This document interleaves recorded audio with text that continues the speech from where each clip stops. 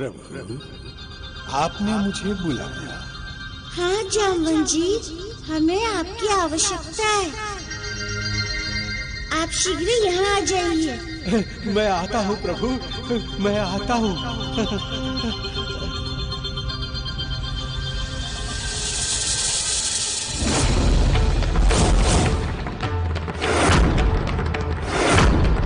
महाबली काका, आप किससे बात कर रहे थे?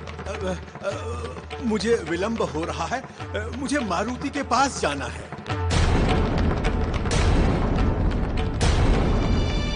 महाबली काका, अभी तो आप कह रहे थे कि वहां किसी के जाने की कोई आवश्यकता नहीं है।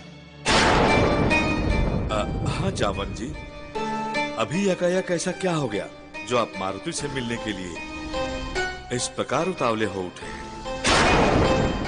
कहीं ऐसा तो नहीं कि आपने वो देख लिया हो जो हम सब मिलकर भी यहाँ नहीं देख पा रहे हो?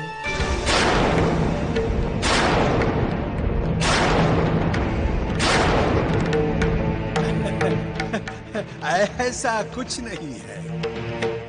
मैं तो मारुति के पास जाने के लिए इसलिए कह रहा था क्योंकि आप सभी की बातों से मैं चिंतित हो उठा हूं। मैं ही आप सभी को वहां जाने से रोक रहा था, और यदि कुछ हो गया तो दोष मुझे ही लगेगा ना? हाँ जामवंत जी, आपकी बातें बिल्कुल सत्य हैं। और यदि ऐसा है तो आपको जाना ही चाहिए।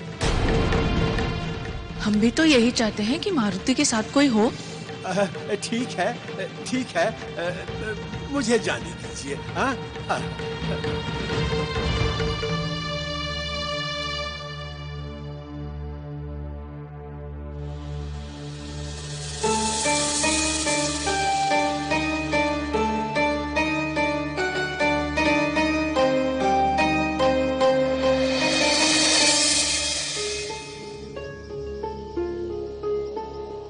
क्या करूं? जामवंत जी अभी तक नहीं आए। मेरे सिवा जामवंत जी इन्हें संभाल सकते हैं। यदि उनके आने से पहले विश्वकर्मा जी होश में आ गए तो बड़ी समस्या हो जाएगी। पता नहीं क्या हो गया होगा। प्रभु किस परिस्थिति में होंगे। हमें शीघ्र से शीघ्र प्रभु के पास पहुंचना होगा। देव ऋषि, ये क्या? हनुमान जी ने जामवंत जी को स्वयं बुला लिया है, और इसका अर्थ तो ये है कि जामवंत जी और हनुमान जी दोनों प्रत्यक्ष रूप से मिलकर कार्य करेंगे। हाँ गंधर्व कुमार, जामवंत जी तो वर्षों से इस घड़ी की प्रतीक्षा में है कि वे स्वयं रुद्र अवतार हनुमान जी के साथ मिलकर कार्य करेंगे।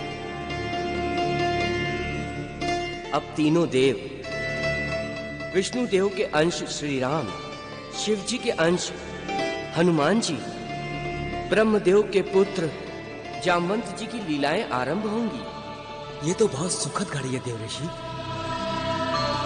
कि संसार की तीनों शक्तियां धरती पर फैले अधर्म और पापाचार का नाश करेंगी। हाँ गंधर्व कुमार, लंकेश रावण ने जो पाप और अधर्म का साम्राज्य फैला रखा है, उसके नाश का आरंभ तो हनुमान जी पहले से ही कर चुके हैं। देखा नहीं आपने कितने असुरों को यमलोक पहुंचा चुके हैं हनुमान जी।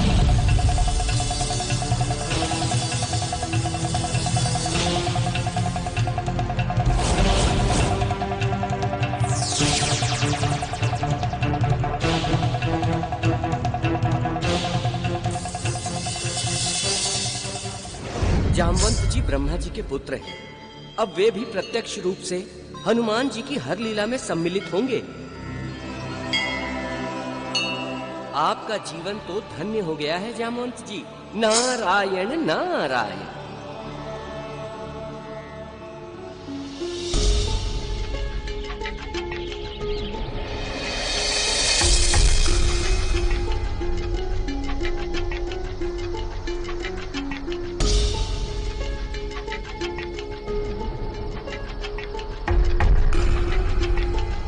अब तो अंधेरा भी घिर आया। रात्रि भी हो चुकी, किंतु जामवन जी अभी तक नहीं आए। विश्वकर्मा जी को भी अचेत हुए बहुत समय हो गया है। इनकी चेतना किसी भी समय वापस आ सकती है। मारुति, हम आ गए हैं, अब चिंता की कोई बात नहीं है।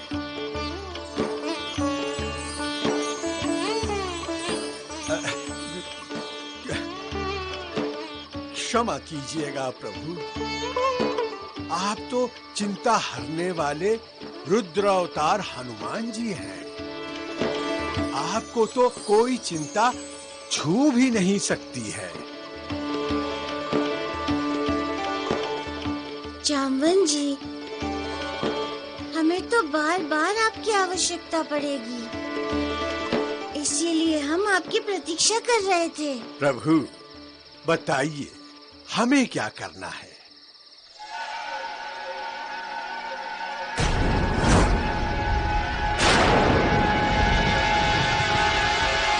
आप कह रहे थे ये विश्वकर्मा जी हैं। हाँ जामवन जी, एक शाप के कारण इनका ये हाल हुआ है।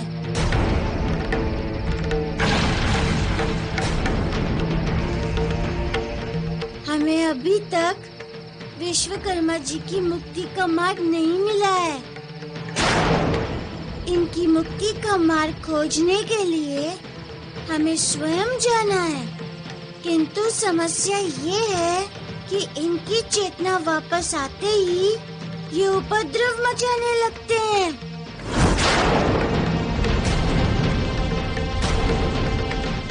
इनके उपद्रव के बारे में मैंने भी सुना है प्रभु, किंतु मेरे लिए क्या आदेश है? जामवन जी, जब तक हम वापस न आ जाए, आप इनका ध्यान रखिएगा।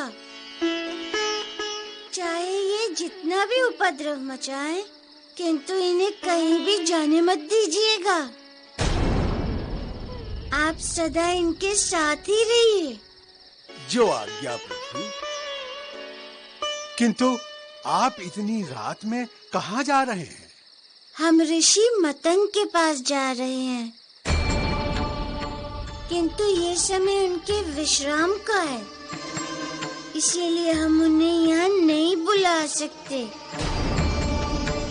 हमें स्वयं उनके पास जाना होगा। ठीक है प्रभु, मैं आपकी प्रतीक्षा करूंगा।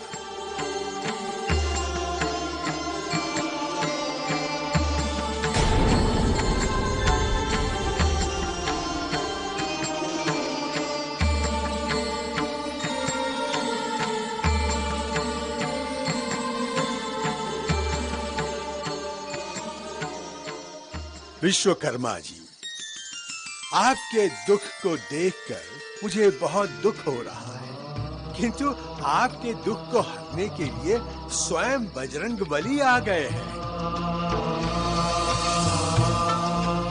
और बजरंग बली जिसके साथ है, उसके सारे दुख, सारे संकट समाप्त हो जाते हैं। जय जय जय बजरंग बली।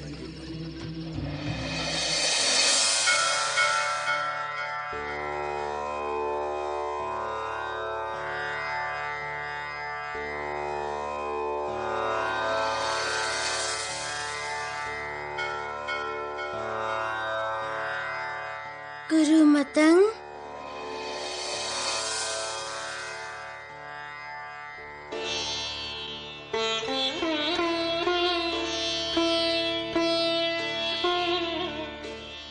प्रभु, आपने आने का कष्ट क्यों किया? मुझे बुला लिया होता।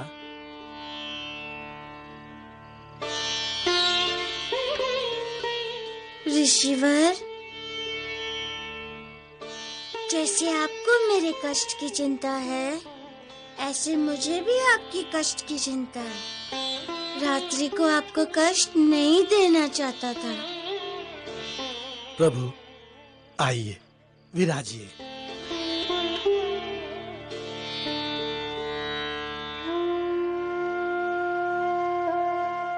ऋषिवर, आपने बताया था कि चित्रांगदा धरती लोक पहुंच गई थी। फिर क्या हुआ? प्रभु, विश्वकर्मा जी के बार बार कहने के बाद भी चित्रांगदा वापस नहीं लौटी। पृथ्वी लोक पर महाराज सूरत उनकी प्रतीक्षा कर रहे थे।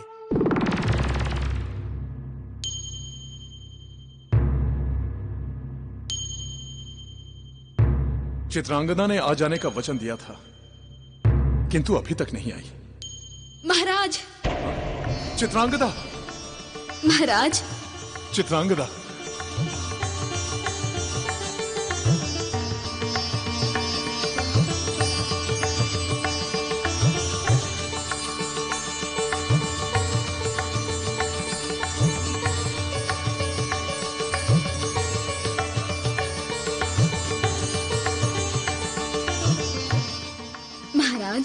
मैंने आपका वचन दिया था, मैं आ गई।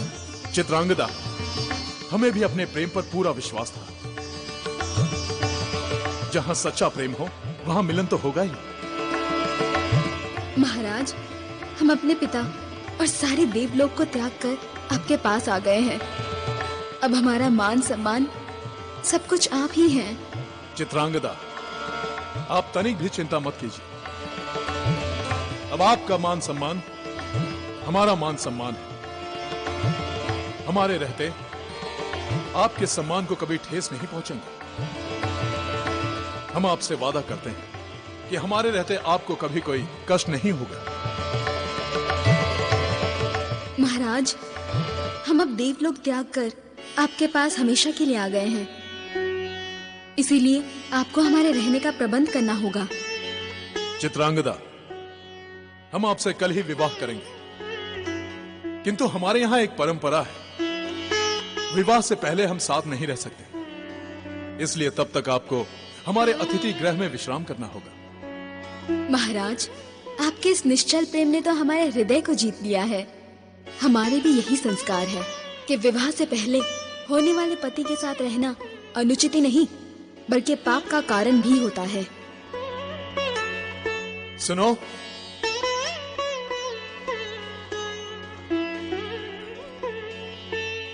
ये आपकी होने वाली महारानी है।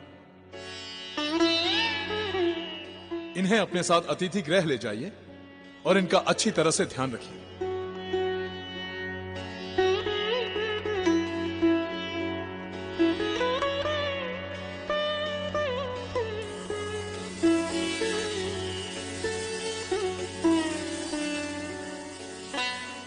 चित्रांगदा, ये तुमने अच्छा नहीं किया। मैं तुम दोनों का विवाह नहीं होने दूंगा।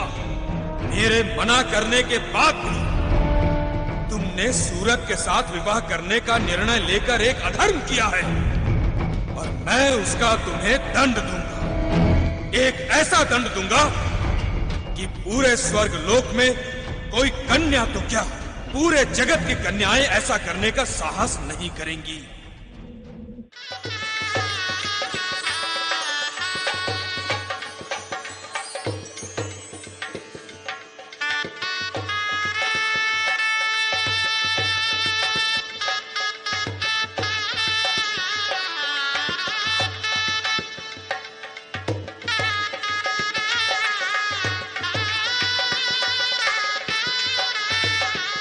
हमारी होने वाली महारानी जी देवलोक से आई है।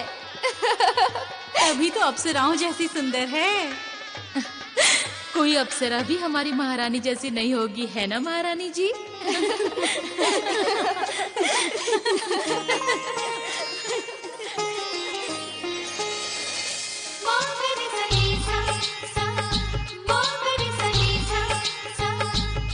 la la la la la la la la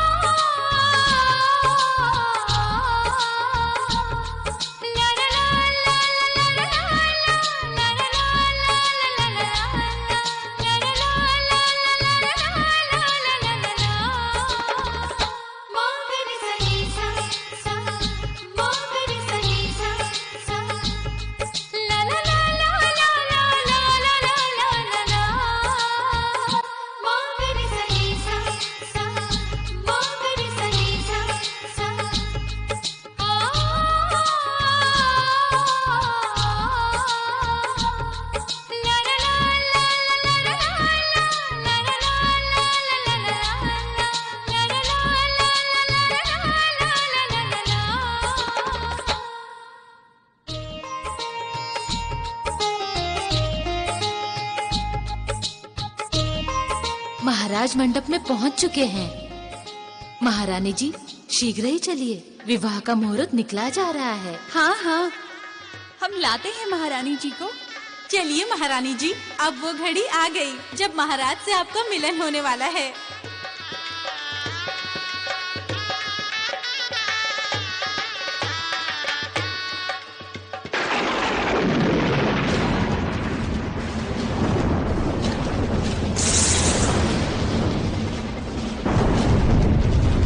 ये क्या हो रहा है? लगता है भूचाल आने वाला है।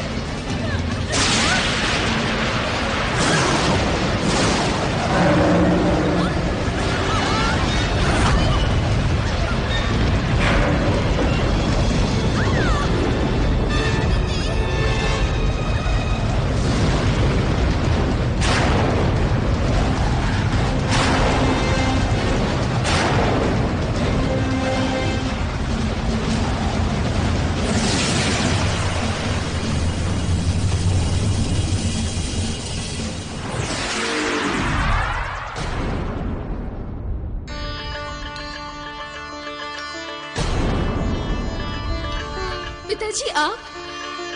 अच्छा हुआ जो आप आ गए पिताजी, अन्यथा मुझे हर पल यही लग रहा था कि मैंने आपकी आज्ञा का अवहेलना करके आपका हृदय दुखाया है।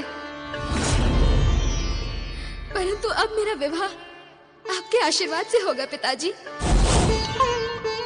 जिस पुत्री का कन्यादान उसके पिता के हाथों नहीं होता, उसका जीवन कभी भी सुखी नहीं रह पाता पिताजी। सुखी तो तुम अब भी नहीं रह पाओगी चित्रांगदा। मैं यहाँ तुम्हें वरदान या आशीर्वाद देने के लिए नहीं आया हूँ, मैं तुम्हें श्राप देने के लिए आया हूँ। मैं तुम्हें श्राप देने के लिए आया हूँ। मैं तुम्हें श्राप देने के लिए आया हूँ। तुमने एक धरती वासी के लिए देवलोक का त्याग कर दिया, इसलिए आज से तुम्हारी सारी दिव्य शक्ति समाप्त होती है। तुमने एक धरती वासी के लिए देवलोक का त्याग कर दिया, इसलिए आज से तुम्हारी सारी दिव्य शक्ति समाप्त होती है। तुमने अपने पिता को दुख दिया है, इसलिए तुम्हारा विवाहित जीवन सुखी नहीं रहेगा। यदि तुमने सूरत के साथ विवाह किया तो विवाह मंडप में ही उसकी मृत्यु हो जाएगी। यदि तुमने सूरत के साथ विवाह किया तो विवाह मंडप में ही उसकी मृत्यु हो जाएगी। यदि तुमने सूरत के साथ विवाह किया तो विवाह मंडप में ही उसकी मृत्यु हो जाएगी। ये श्राप है एक दुखी पिता का, और इस श्राप से तुम्हारी मुक्ति कभी नहीं होगी चित्रांगदा, कभी नहीं।